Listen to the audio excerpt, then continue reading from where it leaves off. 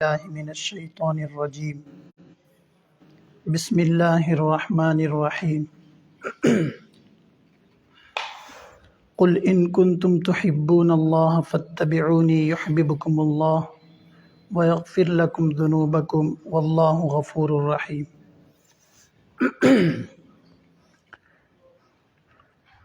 حاضرین محترم، چونکہ ہم لوگ حضرت متکلم اسلام حضرت مولانا محمد الیاس گھمن صاحب دامت برکاتہم کے بالواسطہ یا بلا واسطہ حضرت والا سے فیض پانے کے لیے جمع ہوئے ہیں۔ اب تک آپ حضرات تصوف کی حقیقت اور اسی طرح اتباع سنت سے متعلق باتیں سماعت فرما رہے تھے۔ چونکہ ہم لوگ بیعت کے سلسلے میں جمع ہیں تو اس کے لیے ضروری ہے کہ بیعت کے بارے میں، تصوف کے بارے میں جو باریکیاں ہیں، مسائل ہیں، ان کو سماعت فرمائیں۔ چنانچہ آپ حضرات کے سامنے سب سے پہلے بیعت کی شرعی حیثیت، اس سے متعلق چند باتیں پیش کروں گا، پڑھوں گا۔ عام طور پر ہم لوگ، جیسا کہ استاد محترم نے فرمایا کہ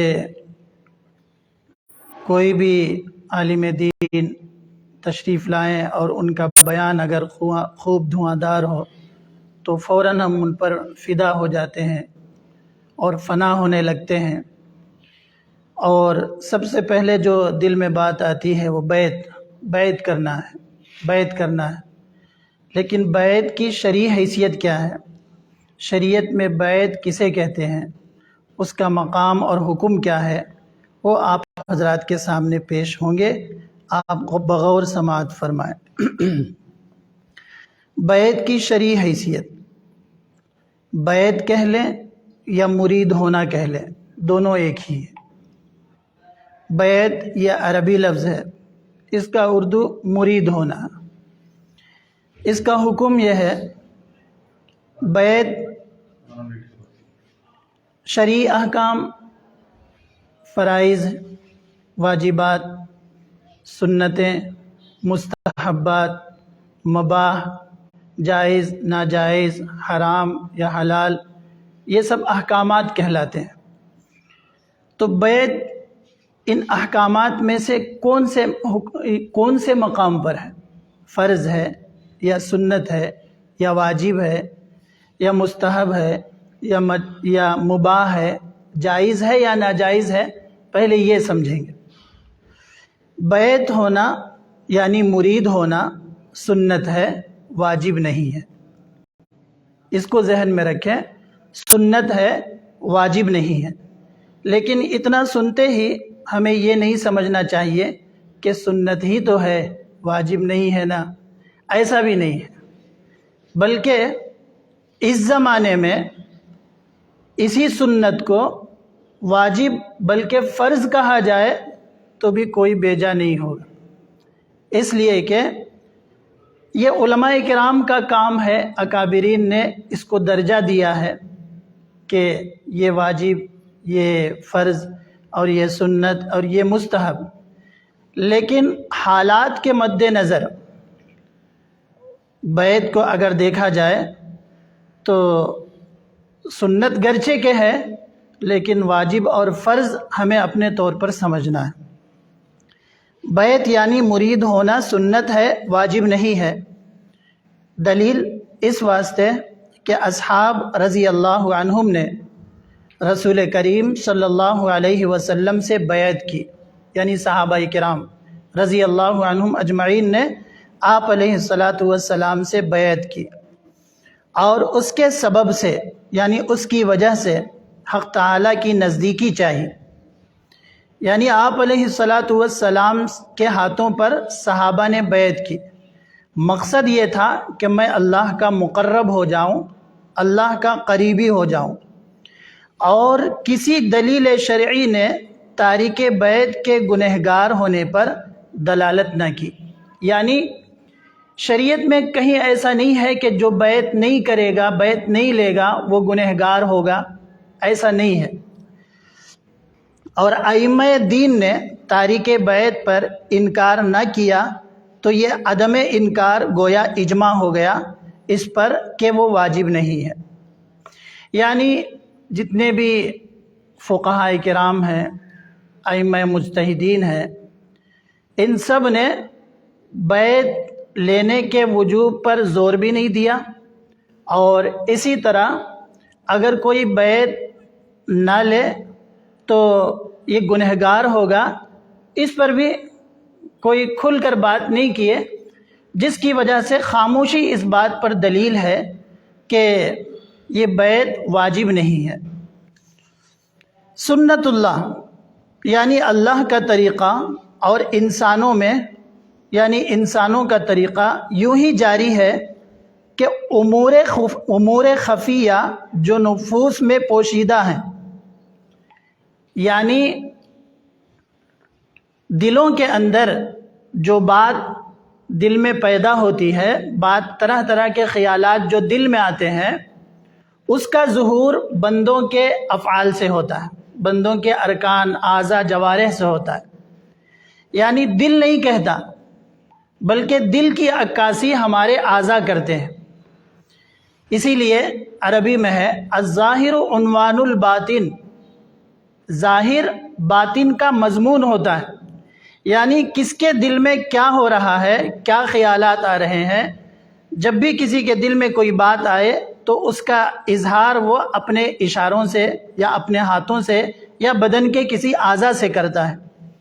تو یہاں فرما رہے ہیں کہ امور خفیہ جو نفوس میں پوشیدہ ہیں، ان کا ضبط، ان کو سمجھنا، ان کو معلوم کرنا افعال اور اقوال ظاہری سے ہوتا ہے۔ دل میں خواہش ہوئی کہ کوئی اپنا تقاضا پیش کروں تو اس کے لیے زبان استعمال کیا جاتا ہے۔ دل میں خواہش ہوئی کہ طالب علم نے اچھا امتحان دیا، اس کو بہترین انعام دو، تو زبان سے یا اپنے ہاتھوں سے، اعضاء سے اس کا اظہار ہوتا ہے۔ اور افعال و اقوال قائم مقام امور قلبیہ کے ہوا کرتے ہیں، یعنی دل کے احساسات کے قائم مقام ہمارے افعال ہیں، اقوال ہیں، ہماری باتیں ہیں، ہمارے کام ہیں۔ چنانچہ اللہ تعالیٰ اور اس کے رسول صلی اللہ علیہ وسلم اور قیامت کی تصدیق امر مخفی ہے، یعنی اللہ کو ماننا یہ دل کا کام ہے، ماننا یہ دل سے ہوتا ہے۔ رسول پاک صلی اللہ علیہ وسلم کو سچا جاننا اور نبی آخر الزماں تسلیم کرنا، اس کا تعلق دل سے ہے۔ اسی طرح قیامت کی تصدیق کرنا، اس کا تعلق بھی دل سے ہے، صرف زبان سے کہہ لینا کافی نہیں ہے۔ دل میں جو تصدیق ہے اس کا اظہار زبان سے جو ہوتا ہے اس کو اقرار کہا جاتا ہے۔ تو دل کی باتوں کو زبان سے اقرار کرنا یہ اصل امور قلبیہ ہیں، دل کی باتیں ہیں، اس کا اظہار زبان سے جو ہوتا ہے اس کو سنت اللہ یعنی عادت اللہ تعالیٰ کا طریقہ خداوندی کے طور پر بتایا گیا ہے کہ سارے کام جو ہیں ان کا تعلق دل سے ہے، بندہ اس کا اظہار اپنی زبان سے کرتا ہے۔ اسی طرح یہ مثال دے کر یہ سمجھانا چاہتے ہیں کہ بیعت لینے کا مقصد یہ ہوتا ہے کہ میں اللہ کا اور اس کے رسول کا چہیتا بن جاؤں، محبوب بن جاؤں، مقرب بن جاؤں۔ تو اب اس کے لیے ضروری ہے کہ بندہ اللہ اور اس کے رسول کے احکامات کو مانے، دل سے بھی مانے اور اس کا اظہار اس کے اعضاء سے کرے، اپنے اعضاء سے کرے۔ تو میں اللہ کو مان رہا ہوں، اس کے رسول کو مان رہا ہوں اور اس کے احکامات کو مان کر چلوں گا، اس کو ظاہر کرنے کے لیے کسی شیخ کے ہاتھ میں ہاتھ دے کر گویا کہ یہ اشارہ ہے کہ میرے دل میں یہ احساسات ہو رہے ہیں کہ حضرت میں آپ کے ہاتھ پر بیعت لے کر میں یہ چاہتا ہوں کہ میرے دل میں جو خیال ہوا ہے کہ میں اللہ کی مانوں، رسول کی مانوں اور اسی طرح شریعت کی مان کر چلوں، میں آپ سے وعدہ کرتا ہوں کہ میں اس کے مطابق کروں گا۔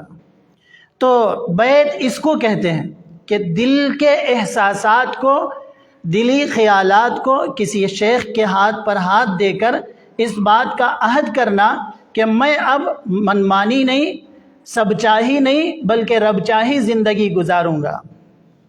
اس کو مثالوں کے ذریعے سے حضرت فرما رہے ہیں کہ جس طرح بائع اور مشتری، بائع کہتے ہیں بیچنے والے کو اور مشتری کہتے ہیں خریدنے والے کو، جس طرح بائع اور مشتری کی رضامندی قیمت اور مبیع کے دینے میں امر مخفی اور پوشیدہ ہے، تو ایجاب و قبول کو قائم مقام رضائے مخفی کے کر دیا۔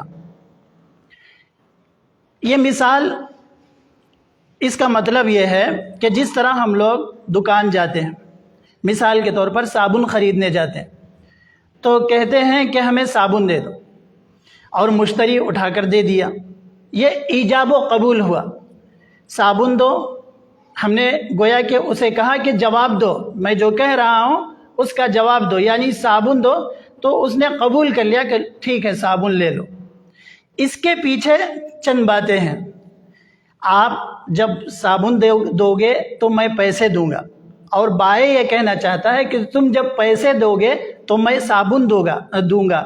یہ اندر کی باتیں ہیں، لیکن دکان میں جاتے ہی ہم لوگ جا کر یہ نہیں کہتے کہ میں آپ کے صابن سے راضی ہوں، اور آپ بیچنے والا، دکان والا یہ نہیں کہتا کہ آپ جو قیمت دو گے میں اس سے راضی ہوں، اور صابن اتنے کی ہے، اور صابن میں یہ چیزیں ہیں، یہ ساری تفصیلات نہیں بتائی جاتی، بس گئے صابن دو، پیسے لو اور صابن دو۔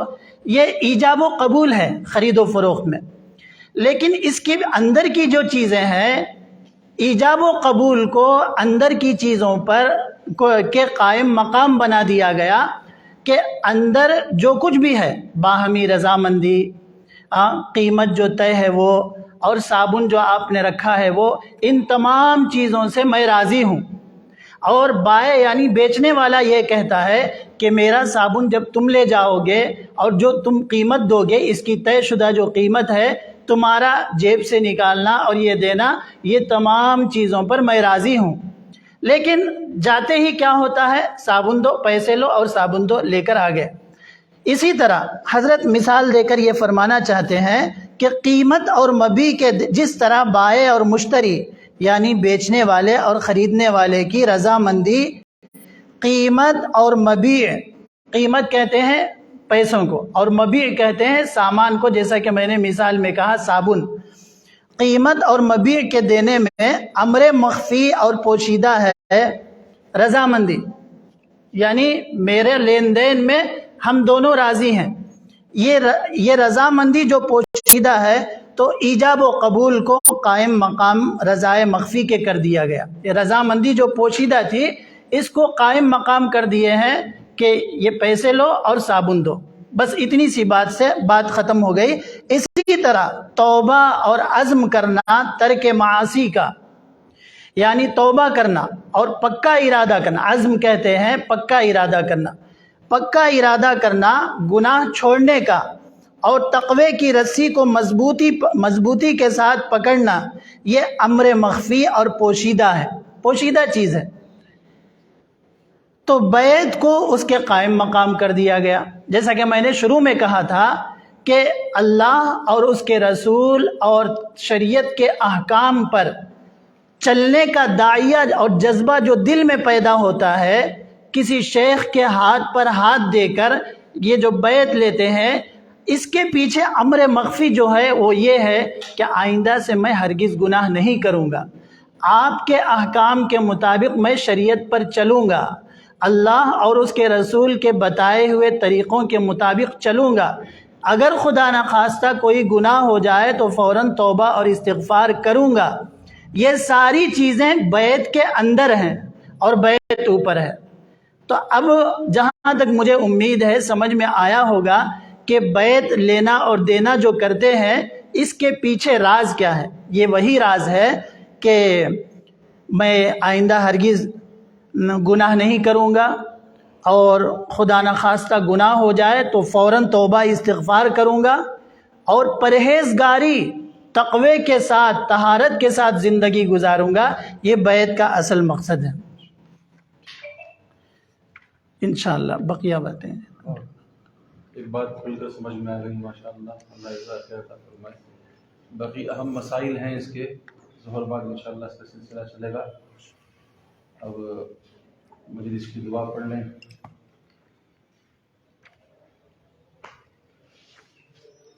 انشاءاللہ 2